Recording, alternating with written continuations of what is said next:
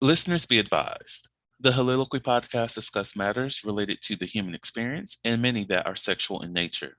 Due to this, some conversations may surround triggering topics such as sexual violence, self harm, abuse, and much more. Please be advised a list of crisis and psychological resources will be available in the show notes of this episode. With that said, let's get started with the show. Ladies and gentlemen, may I have your attention please as we go through the following safety instructions. In the event that there is a loss of cabin pressure, oxygen mask will drop from the overhead. Place the mask over your nose and mouth. Breathe normally as oxygen is flowing even if the mask is not inflated. Be sure to adjust your own mask before helping others.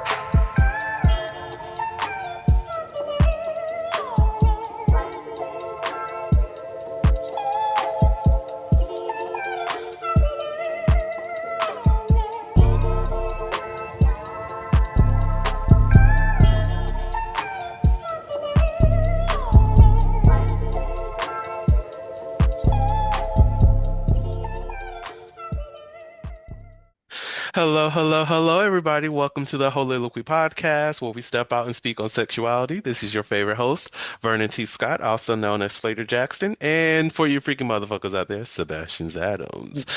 On today's episode, this is low-key going to be the first episode to welcome everything back, and I already have my official welcome back episode. It should already be on the channel and all that for everybody to listen to, but this is going to be the official first episode back onto the podcast after a year and a half. So if you want to cuss me out, meet me in the streets because I've been wanting to fight somebody anyway. So we can go ahead and squash that and figure that part out. But joining me today, for those who are long fans of the podcast, you already know who this person is. But those who do not know, it's a great time to reintroduce you all to Tyrell. How are you doing, friend? Hello. Howdy, everybody out there. Yes, I'm glad to be back. Yes, welcome back. Welcome back. Season 4. Oh my God. Hallelujah. Look, no, you didn't took a page out of the D&D writers for like House of the Dragon and stuff. Look, we be on like year and a half hiatus Listen, to stuff, get a new season stuff. together. Oh God, life. But we are here. So since this is a whole new season and the podcast has been on break, some people been catching up, others probably just like, who the fuck are these people on this damn show about sex? Do you mind letting people know who you are, Tyrell? Yes, absolutely. Hello again to everybody out there. My name is Tyrell Collins. Just a little bit about myself, originally from Georgia. Doctor. I just relocated to Ohio back in August of 2025, so still pretty recent. I'm a writer, educator, fellow podcaster, things Doctor. like that. So, I'm not gonna let it go, Doctor. yes, yes, technically, yes, doctor, yes. Have my doctorate in English. So yeah, call me Tyrell, call me Dr. Collins if you're nasty. You Ooh, do that as this is well. the space. This is the you space for know, that. so it's all good. But yeah, I so much enjoy being here, engaging with everybody. So yeah, I'm excited to be back. Yes, welcome back. And for those who do not know this, Tyrell and I have branched out and started our own little thing called Melanin and Moonlight. So if you are looking to dive into some Black culture things, it's outside of just sex. We talk about a plethora of things over there. We talk about TV shows. We talk about I was about to say personal drama, but we don't go that deep into our own personal lives, and we So save we talk that shit about for other over people. We here. talk about other people's Other personal. people's drama. We talk about Black culture. We just talk about life in general and things that just, helps the Black community grow, if at all possible. So if you are wanting to learn more about it, go ahead and, Yeah, subscribe, comment, tell a friend, tell a friend. right. Yeah, Look, we got hey, look, things going on. and especially because we're on YouTube as well. So if you want to see our wonderful, wonderful faces, you can also do that. Like, we're vain enough to say like, come to just look at us. We don't mind. Yes, yes. Look, we are very beautiful people.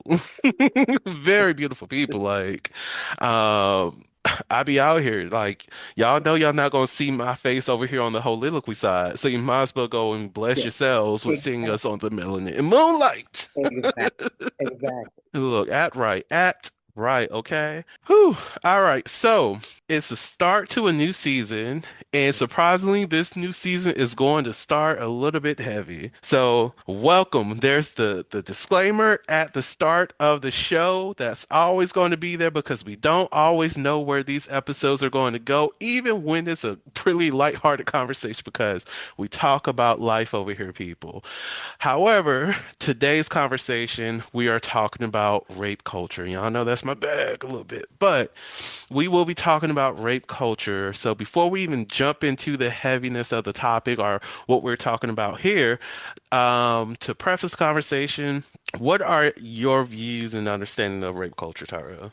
Ooh, so for my understanding, like rape culture isn't just like some individual, kind of act of violence. It's kind of like I think the social environment that we co-create that we live. So Mm, it's coercion. It's when boundaries are, kind of overstepped. It's about, power imbalances. So for me, rape culture is not just like, oh, it's like this definitive, act. It breeds into the nature of not taking into consideration consent. It's exploitation, mm. obviously trauma, just all these, sorts of things that kind of, get compounded. So for me, it's not, just the nature of one act. Yes, and that's the thing that I feel like a lot of people don't really recognize is that it's not just a singular entity. Like just research along, it's like up to 14 like different factors that can contribute to the development of rape culture or just culture in general. Like we do live in a culture like the U.S. culture in and of itself is rape culture, but it goes beyond that. Anywhere you see oppression, you're likely to see components of rape culture living.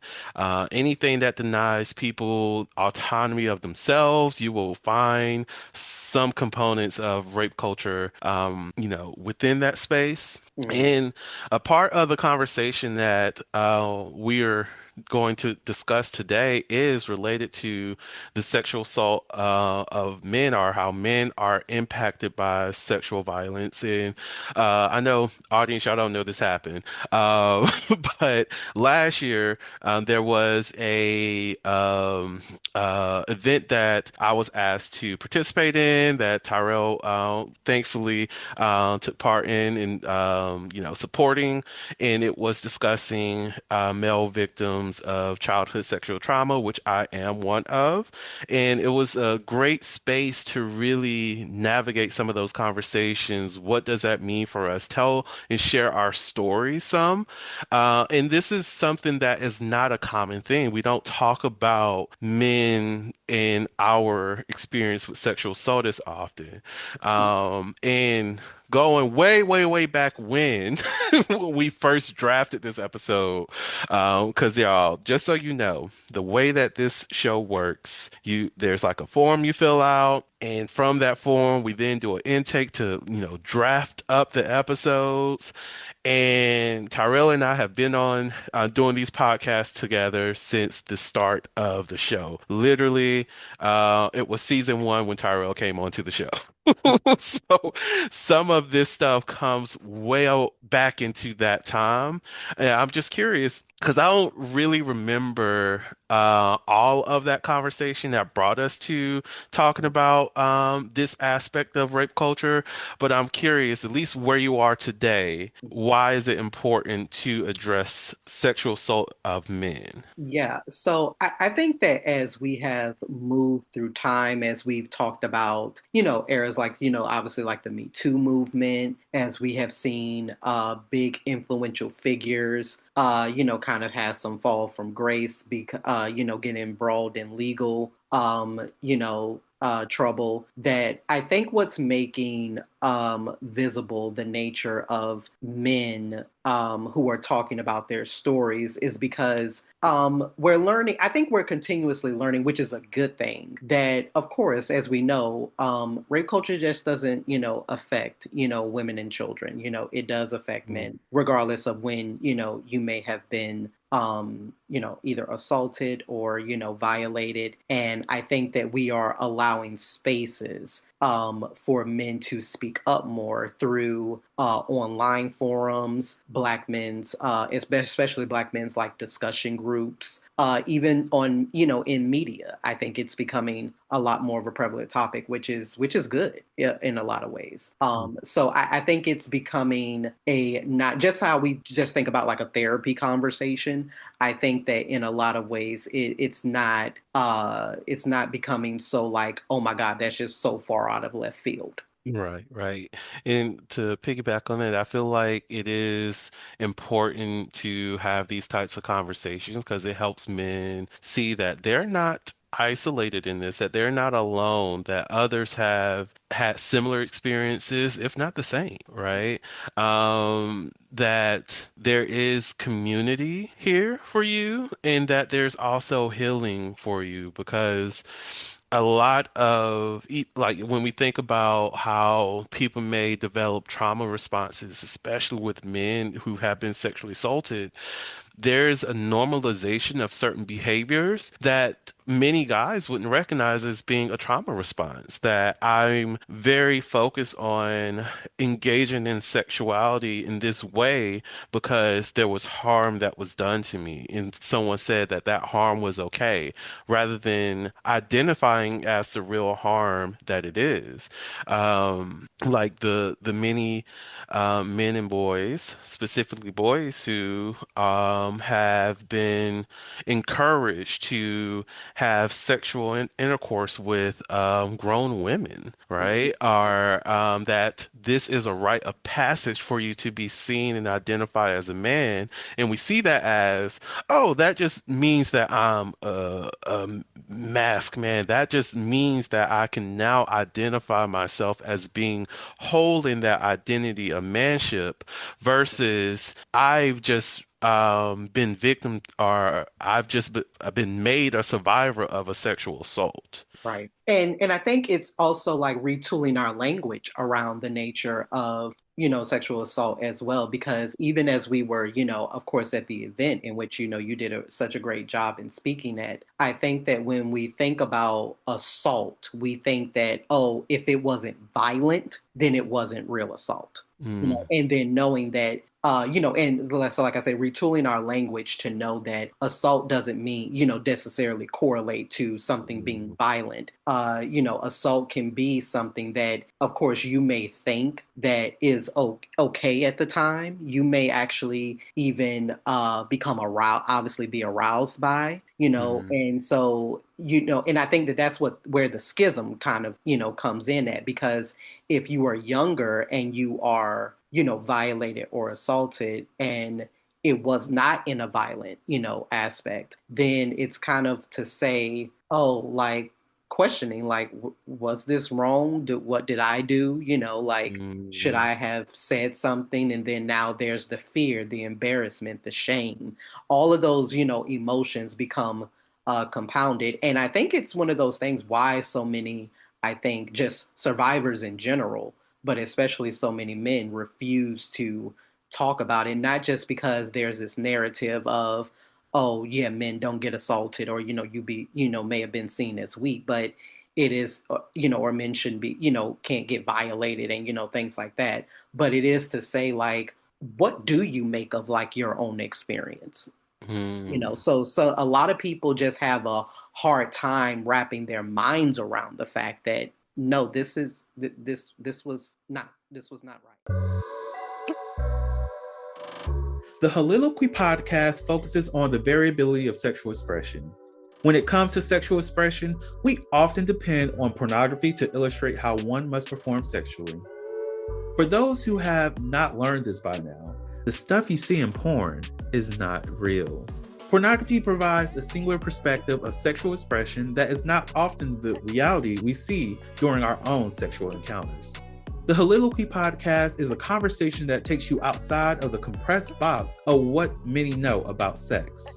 Some of the topics we discuss includes kinks, condom usage, status disclosure, and past sexual experiences.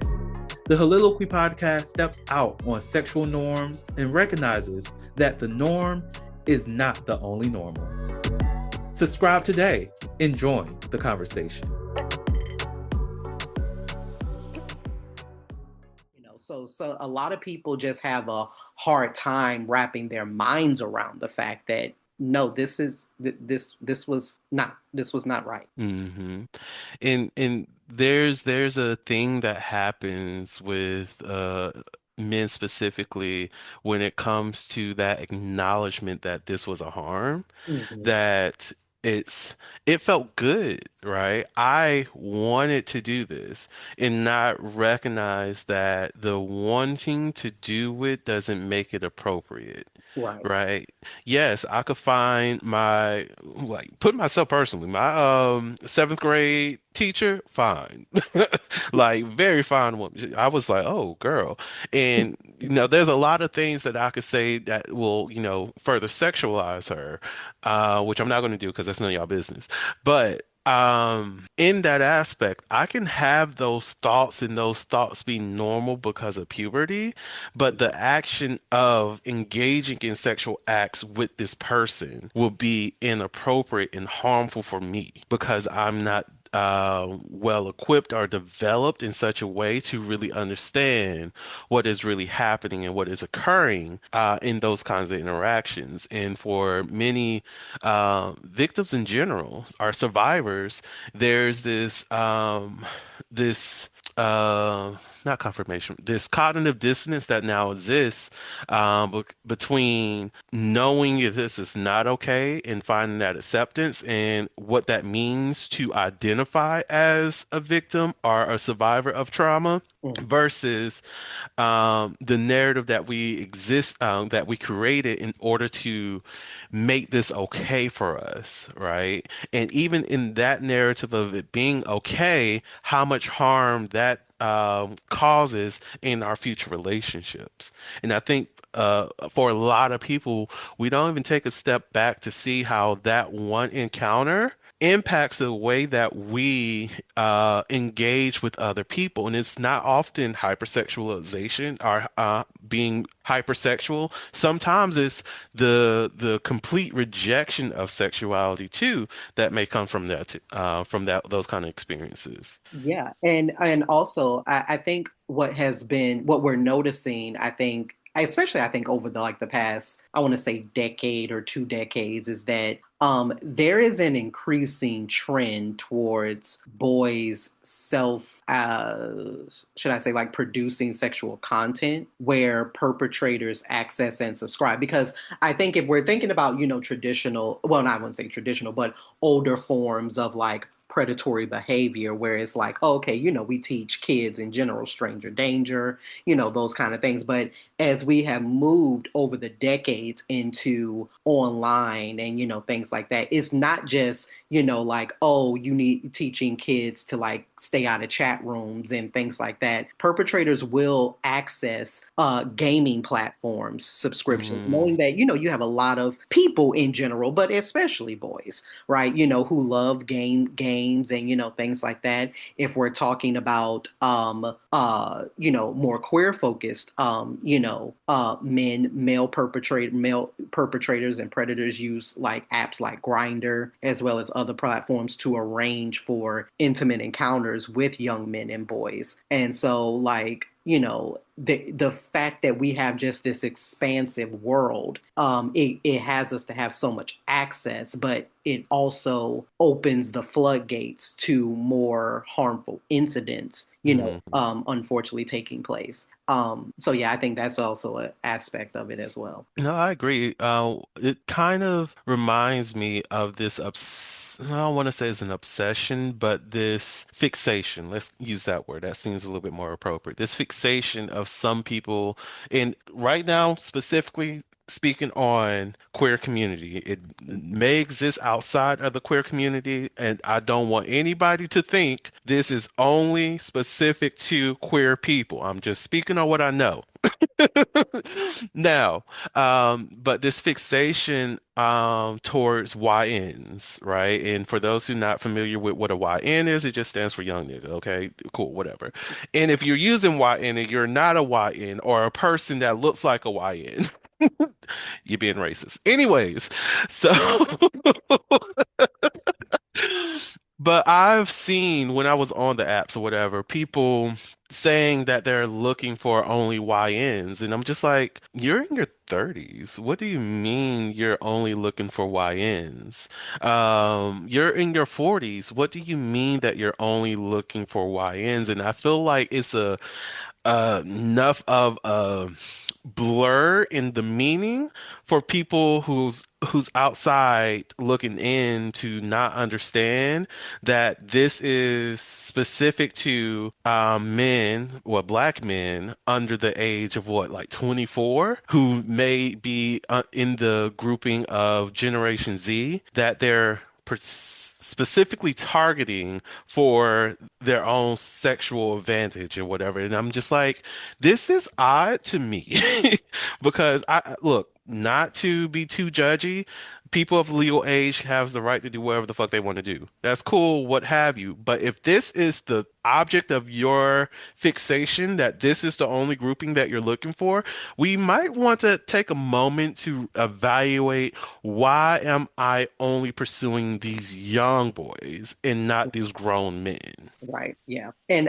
I think it's one of those things that I don't think we pay attention to enough when it comes to boys, honestly. Like when you hear the discrepancies with stories, I think that I think as a society in general, we tend to be much more hyper vigilant when it comes to young girls and Mm, making sure that they don't, end up in precarious or dangerous situations when it comes to men, because of course we live in a patriarchal society. Of course, that's always been things. So I think we have a instinct more obviously to protect women in our society. And of course you're going to have unfortunate incidents to happen, especially as hmm girls grow into teenagers and things like that. You can't control everything. But I think a trend that I see is that we will sometimes be, a lot of times, so hyper focused on protecting our women, which we should, but we hmm need to also be very hyper focused in how we're protecting our young men, because so many young men, and I see threads of this all the time, just for even when it comes to the nature of, and again, this can be for heterosexual men, queer men, we're speaking from, just men in general, the exposure to not just sex, but just to even engage in sex for being at a young age. And we're not talking about sex, between two 13-year-olds or two 14-year-olds or whatever. hmm No, we have like a lot of young boys that are actually having full on what they believe is consensual relationships, sometimes with grown women and men. And that's how they associate themselves. It really disheartens me sometimes when I see in threads, like when people are having like virginity conversations and, things like hmm that. You have had people who have been having, sex since they were 12, 13 years old. And hmm a lot of times in those situations, it's coming from people who are older than them, Exactly. and it's such a thing that when you think about the secrecy that's kept, it's like, okay, if I'm 12, 13 years old now, by the time you get to your mid 20s or 30s, instead of actually having a open up of sexual exploration, because as we know, according to science, your brain is actually not even fully, obviously even mature until you're 25. So it's like by the time you are in your mid 20s and 30s, you have almost been having sex for almost half of your life and not hmm understanding the implications of it. Again, I think it's a very dicey conversation when we talk about policing, other people's bodies and stuff like that, but you're literally a child. Exactly. Exactly. Um, It which doesn't matter about what your physiology says. Mentally, you are you're a a child. child.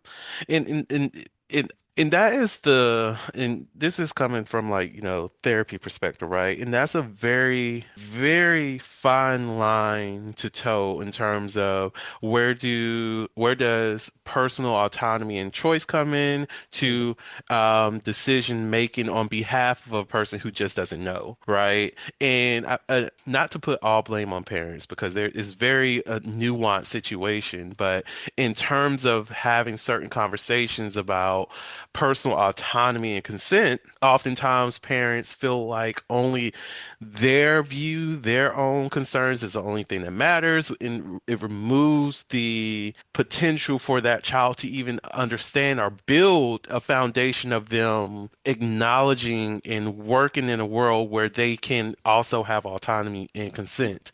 Now, outside of that portion, it is really, really important, especially in this child realm, for, outsiders, learning about this to understand that a child genuinely cannot really consent to sexual acts. Even if it's child on child, we can, have a conversation about, okay, this is inappropriate. You're too young. There's a lot of responsibilities that come along with engaging in these actions. And wait until you are older and you have a lot more education under your belt before you make this decision that can really change the trajectory of your life. We can have those conversations. However, we don't, which pisses me off. But anyways, damn it, ADHD moment. Um, but but we don't have those kind of healthy conversations. And then on top of that, when we have the huge age gaps, there's a full-on adult, somebody in their 25s, hooking up with somebody that's 13, and we feel as though it's appropriate to tell them that's what makes you a man because you were able to do this thing. And we also need to, I think that, and there was a wonderful video about this, and I think we put it in the link like a last time we talked about it. But again, there's many videos and many resources out there for parents or guardians, if you are an adult, to give you helpful handouts and resources about how to actually talk to your, not just your kids, but your nieces, your nephews, your cousins about, healthy, relationships and how to actually talk about sex with younger kids that does Mhm. not have to be explicitly graphic or anything like that, because a continuation of the problem that we're seeing is that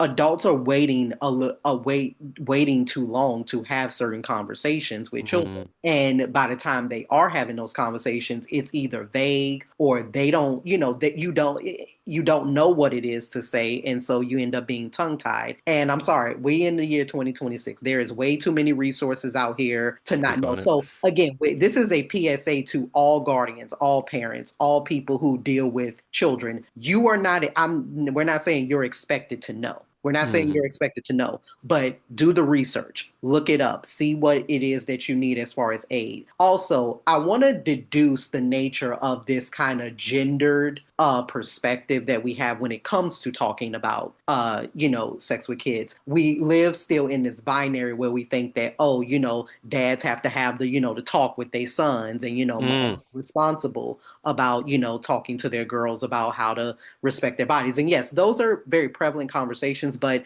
we also need to come from the opposite angle, right? As far as little girls go, dad, you are the first love of her life. The way that your young girls attach themselves to men just in general, not even just in a romantic sense, but the way that your young daughters, your young girls are going to attach themselves to men are a prime demonstration of you. When, mothers and, women understanding that, yes, you can still have certain conversations with your young boys. A prime example that I thought was a missed opportunity. I'm not going to mention the nature of this show, but I just thought it was a missed opportunity that, as this mother who has three boys, it was a missed opportunity that she had, that I think the writers of that show had when he was starting to date and not knowing his mother's story about being sexually assaulted. And, Hmm. they tried to frame it as like, oh, he needed to talk to, obviously a man and, like another guy in his family or whatever.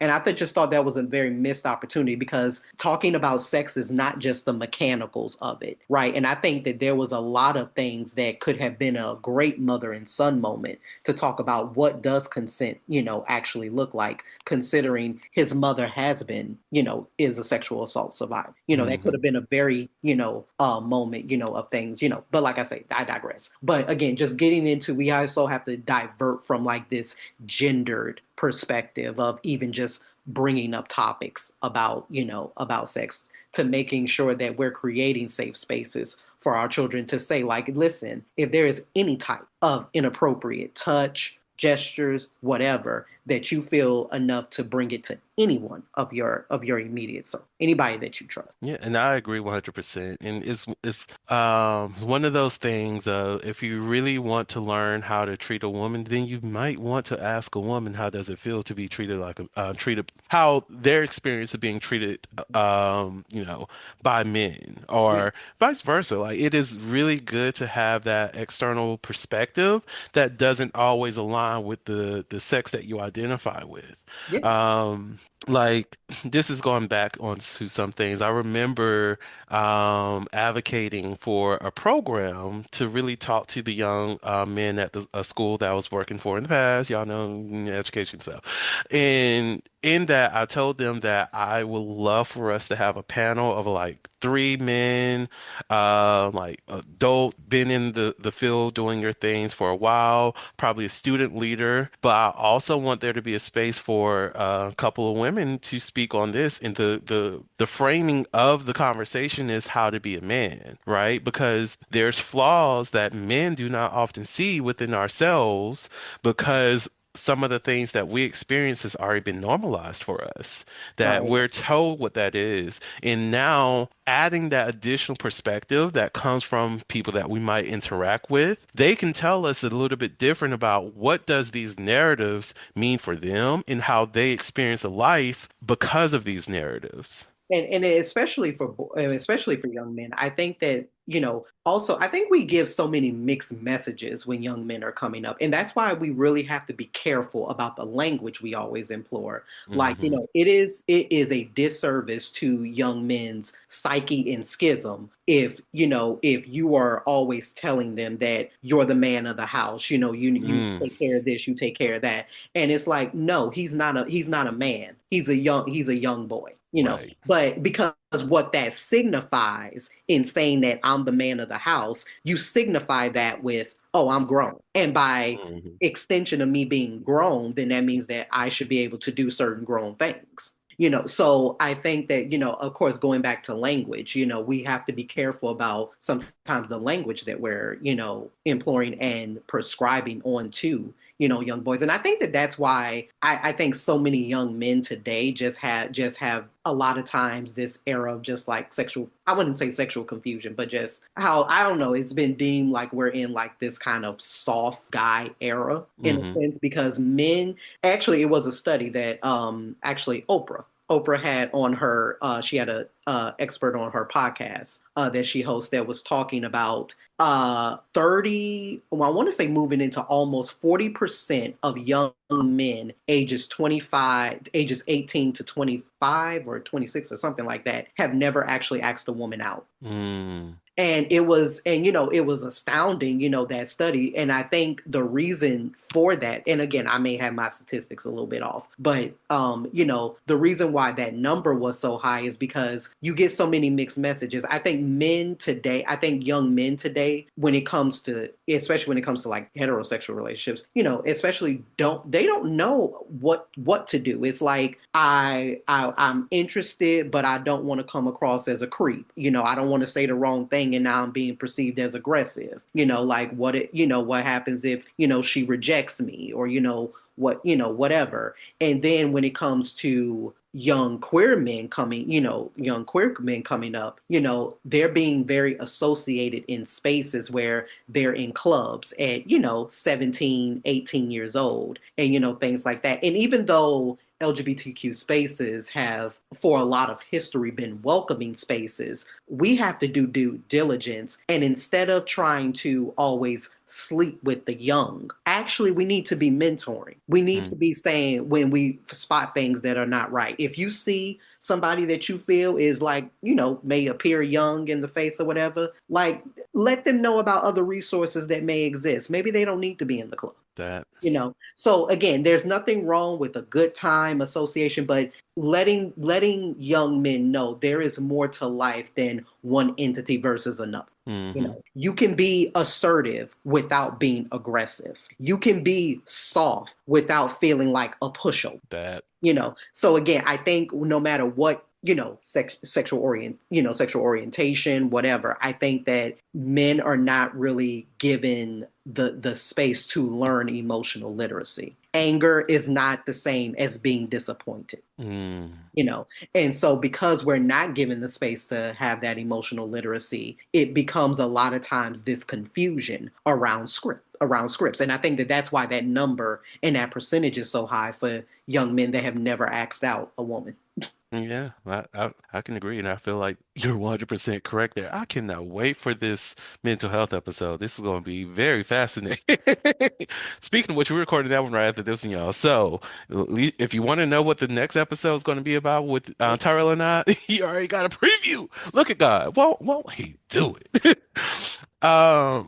Do you want to, because we're still on it's the main topic of rape culture and whatnot, but I want to jump into the conversation about how negative sexual experiences impacts the way that we express our sexuality. I know when we talked those weeks and years on back, we were talking about how, engaging with tops with some type of sexual trauma and how even identifying as a top can be something that's rooted in some type of sexual trauma, some sexual experience.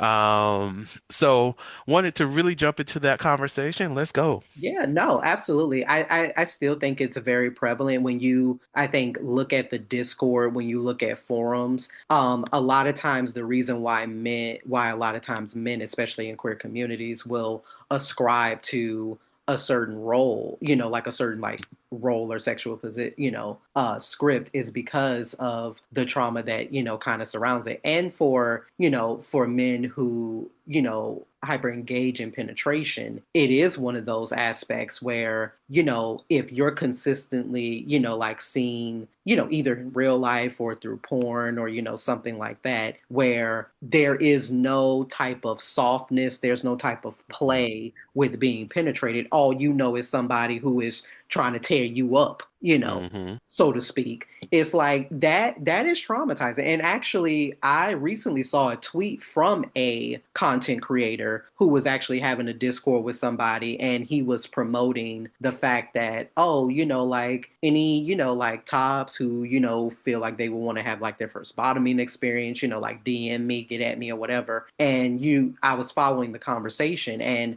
somebody had made mention. Oh no, I remember the exact comment. The post was saying like, these will be the things that will happen. We'll have a conversation. We'll discuss boundaries. All these type things. Doing actually good. And then he mentioned something about the fact, and no worries, like your whole will be intact. And I remember somebody made a comment to say like, why would you feel the need to mention that? Like your whole will be intact. And he did right. He said because a lot of men have apprehension and fear around being penetrated, that if they do involve themselves in that somebody's just going to be ramming them Hmm. all aggressively. And so yeah, I think it's still a very prevalent conversation that even when it comes to the nature of porn, be Hmm. very careful about what you're consuming. It's okay to, obviously be, to me, it's okay to be, obviously be, turned on by porn, things like that. Of course it is. But make sure you're not just consuming one type of content. Hmm. If you do like, more rough play and, things like that, that's all well and fine. But make sure that you're also watching other types of play, other types of scenes. Because if all you're watching is dudes consistently being, banged out or, whatever, then that creates a mental memory, Hmm. and then so that is slowly what you associate with sex, regardless whether or not you're conscious of it or not. Hmm. Yes, 100%. And since we're here, the rape culture that already exists in the porn that we watch, and like you said, if you're seeing video upon video of people just banging it out, you really are going to think this is what sex is supposed to look like. This, and based off of the noises that this person is making, this is what sex is supposed to feel like, that my partner is supposed to be in pain as we engage in this thing that we consider sex, and not think about, am I really causing harm to the person who I'm penetrating, or is the person who's penetrating me causing me harm? And do I feel comfortable enough to tell them to back off because it's too much, or that I need for them to take things slow? And for any person who is getting penetrated out there, you do have the right to tell a person to slow down because it's hurting you or it's causing you some kind of harm, and it's okay to do that. If the person is not willing to, red flags, let's go ahead and figure our way out of there. And again, and and sometimes people think like, oh, I don't want to talk too much about sex, because then that kind of takes takes me out of the movie, takes it out of spontaneity. And for me, it's actually quite the for quite the opposite. That's I'm it. like, I need to have repeated multiple conversations, things like that, because as speaking personally for myself as someone who identifies on the sexual spectrum, where penetration is not necessarily my go-to for just to be sexually satisfied, and this is something that I would recommend all people to do, is I think that you should really you make a list, or have conversations with yourself about how you not just associate sex, but what is it do you actually really think about sex? Because I Mm, know for me, when I did my journey, I recognized that not only do I identify as a side, because penetration does not necessarily feel good for me, when being intimate, but it's also about my mindset about what I think about sex. I do enjoy watching others, or looking at porn and things like that, because for me, penetration is more of a performative aspect of sex. It's mm, not necessarily pleasure for me. And so when I thought about that, I learned about pleasure versus performative based sexual, ideologies. And so as I was moving into that, I was like, oh yeah, other acts that I enjoy, I see as more pleasure based. And when it comes to penetration and things like that, that's the reason why I don't like to engage in, because I see it as more of a performative aspect. So not just because it doesn't physically feel good for me, but because of the fact that it's how my brain associates sex. Now you have a lot of people that, of course, who love penetration. Is like, well, no, penetration is performative and it's pleasure for me, and obviously that's completely fine. But just for everybody out there, regardless of how you identify, how you orient, make sure, get to know yourself. Get to know your body, what it is that makes you feel good. What is it that you actually think actually about sex? You have so many mm. people that have never even thought really about what sex means to them, because they just think that sex is just like this rite of passage that, okay, yeah, I'm 16, I'm 17, I'm 18 years old, let's just have it. So, it's kind of like, do you even know what sex means to you? Mhm. You know? Or even good sex. What does that feel Yeah. like? And why would you want to pursue good sex versus just genuine sex? And going back to the aspect of having conversations with people, I will forever tell people to have these chats with people that you're looking to have sex with, because one, it can really help a lot with identifying red flags earlier on. Yes. Right. If, for example, seeing people people who may identify as aggressive or dominant. I want to know exactly what that means for you because I'm pretty much of a dominant person when it comes to sexual encounters with other people. I can be submissive, but it's kind of I'm a switch, whatever. But in having conversation with other people, and I learned that for you, domination means aggression. I cannot have sex with you. I wouldn't feel safe having sex with you because where does my say so come into this, especially if I may be submissive for you? Or will you feel challenged by the fact that I'm also dominant within our sexual experience? Because if you're feeling dominant and you become aggressive towards my own dominance, now we're engaging in a very unhealthy dynamic where your aggression puts me in danger, and I will not feel comfortable in that situation. So I will not continue this conversation. I will not engage with you, right? Or even are we even looking for the same things? Because if you're looking for this type of sexual encounter and it's not something that I'm willing to do or open to doing, we don't have to engage. I'm Yeah. not going to travel to you, and you definitely not going to be traveling to me Mhm. for there not to be mutual pleasure. And that's one thing.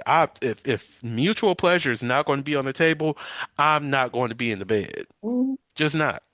No, no. And yeah, and so I think, it's going to be a real service to a lot of people out there to again get to know yourself, get to know Hmm. certain things that, make you uncomfortable. And again, Hmm. it's not to say that you can't push past your uncomfortableness, but come up with some like hard, kind of like no's for yourself.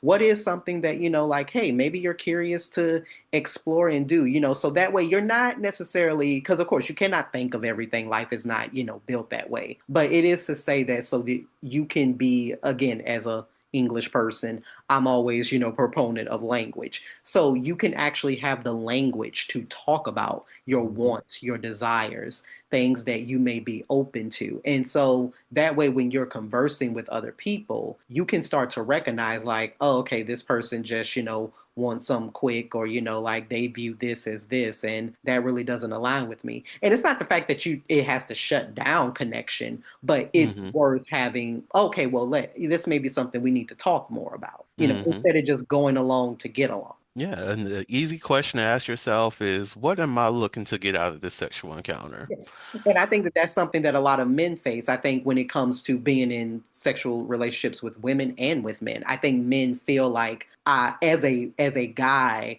I'm just supposed to be okay with, whatever. If I don't have sex, like with this girl or with this woman, like, oh, that makes me look soft. Like, why wouldn't I Hmm. want, because I think when you're a young man, it's kind of like, oh yeah, I'm a young man. Like, like, why would I say no to like this older or hot woman, or whatever? Like, that doesn't equate. Not recognizing that, no, not only because one, it's wrong, but not really even identifying your feelings to say like you Hmm. knew something was felt uncomfortable and you didn't speak on it. Hmm. And so we shouldn't glorify that. No, if something feels uncomfortable, I don't care if you're 8 or 18, you speak on Hmm. And it is important to really vocalize and stand strongly and firmly in the no's that you give other people, because this is something that happens often, specifically in heterosexual relationships, where the woman in the relationship is like, he is supposed to want to have sex with me and disregard his no and or either pressure him into sex. That's not okay. it. That No, is not healthy. no, not at And we all. really do need to reflect on consent a lot more, which helps rape culture in itself thrive. We really have to reflect on when consent is not being verbalized, Mhm. when we are assuming consent, because implied consent does not really exist. When we think that this person is consenting to something, and even reflecting on how and in what ways did I consent to something? Because since we don't create space for consent, it is the often the most forgotten thing when it comes to our daily encounters, right? Especially when it comes to sex. Yeah, no. Yeah, so again, just continuing with resources, conversations, and again, going back to your question earlier, I think that again, I think the reason why we're able to move into talking about essay culture and things like that so much with young men now is because these, especially like with resources like like support network sites are amplifying, men and their visibility, like malesurvivor.org, the RAIN, project that, gives great space to LGBTQ people, talks about, male survivor resources. We have trauma support networks. So even though it's not as prevalent as it needs to be, there are resources that are out there. And I say, to anybody that is wanting to find help or to find support, you keep researching, you keep reaching out until you are in the space that, you feel comfortable. Amen, amen. All right. So, something new, Tyrell. I didn't tell you this at the beginning of the episode because I wanted to see how just see your surprise on it. So, this is around the time where I'll bring out the never have I ever, would you rather, but Mm, one all my things is still in storage because all of whatever the hell my life is today. But I also wanted to do something different for the return of the show. okay. And because we are living under whatever the hell this regime is and whatever frustrations that come along with it, I really started to think about ways of uplifting others and ways of extending liberation a lot more. Mm, So the would you rather is completely different now. okay. So what I have for you before we close things out is what makes you feel sexually liberated in this moment? Ooh, what makes me feel sexually liberated in this moment is talking about uh talking about what it means to have agency. I think that's the Mhm. most powerful thing that you can ever have in any type of sexual encounter, sexual conversation, or anything. Just knowing what your agency looks like and to say like, no, I said something, I stand firm on it. And you can have all types of conversations, of course, so it's not to say that you need to be rigid in what it is that you're thinking, but just having just feeling like you have agency. I have Mhm. agency over my body. I feel like I have agency over my choices. I know what feels good, what doesn't. And again, it's not to say you're gonna have all the answers or you always feel empowered, because that's a falsehood. We don't wake up every day feeling the sexiest or feeling our best, or Mhm. we may enter into a situation where it's like, okay, I don't know, but feeling like you're gaining that language to have some agency about what it is that you like, what you don't like, desires, wants, all those things. It's such a wonderful. Oh, I love that. Well, let's see for myself. I would say the thing that really helps me feel liberated right now is kind of similar to you, because once you said agency, it was like, yes, that.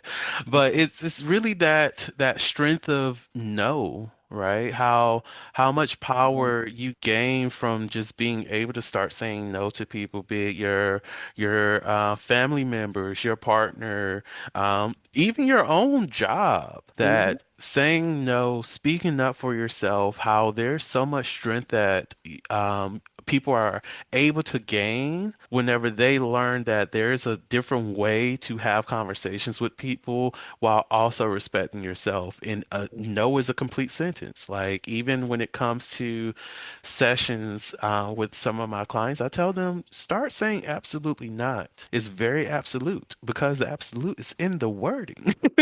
Like, there's no need to argue against it. There's no need for you to ask me why because I don't have to provide that to you.